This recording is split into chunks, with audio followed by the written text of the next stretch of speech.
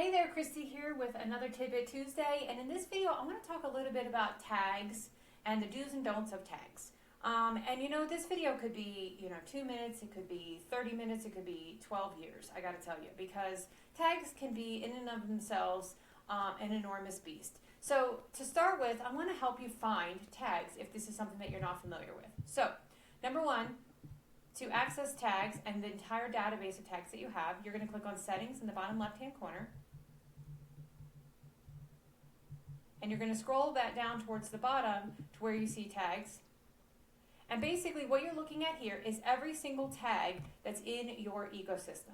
Now, when I said that we were going to talk a little bit about do's and don'ts, the thing that I want you to keep in mind is that there are no limit to the number of tags that you have in your system.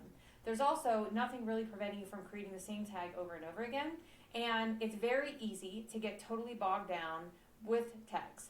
So what I try to tell people is, and this is my rule of thumb, do and don't, is when you're thinking about tags, is how do I want to use this tag moving forward? Do I want to create a tag and apply a tag to a bunch of contacts and have no intention of ever using that data? How will you use the data? Tags are designed as an easy way for you to search for contacts based on who either has the tag or who doesn't have the tag. So a tag is a way of just essentially like sticking a Post-it note on a contact and saying, hey, don't forget, I am somebody who likes chicken.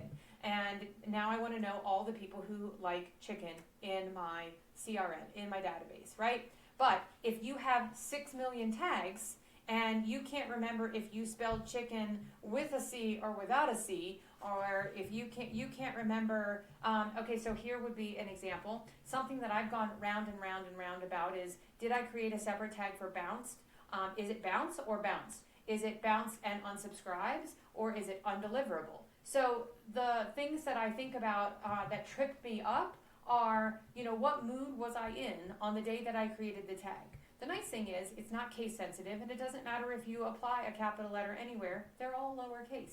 So that part, we got that going for us. But I'm more when it comes to tags, I'm more like a person of less is more. But that doesn't mean that they don't have value. So when it comes to using tags, there's a couple of things that I wanted to point out.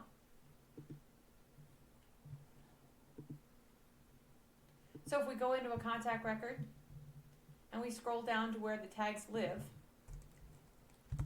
and I want to have a tag that says likes chicken, notice that it gives me a little plus drop down here. I can create this tag on the fly inside the contact record. I can do the same thing in the automation builder, in the campaigns, where I get to say apply a tag if they click a link.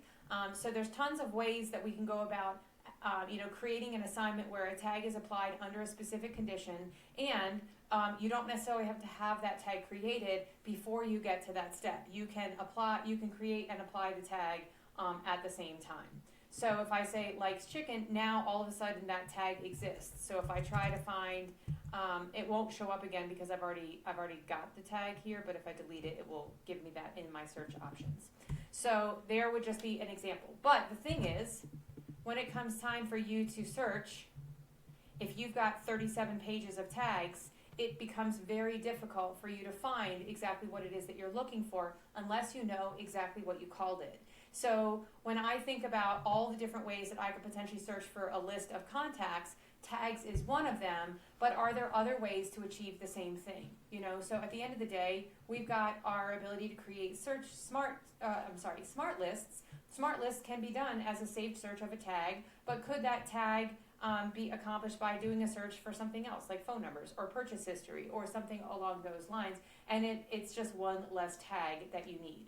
So just like tag hygiene matters in terms of the sheer number and volume of tags that you have in the system, we also want to be mindful of the number of tags that are attached to a contact. So if you are, for example, using tags for things like what lead magnet they got, or what automations they've gone through, is it appropriate to perhaps add and then also remove tags when those tags are no longer relevant, making it so that it's easier to find relevant information about your contacts?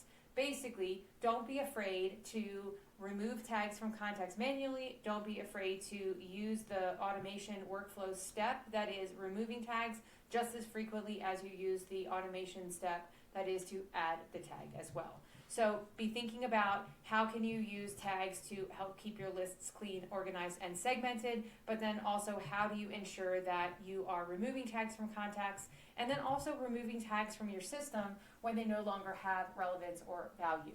So for example, maybe you don't care. Maybe you're a wedding planner and you needed to know how many people wanted chicken or steak or vegetarian, but now that the event is over, nobody's going to ever care or report on that, so we can get rid of 3 tags, chicken, steak, and veggie. So there's just an example. As always, I hope this is helpful. Let us know if you have any questions.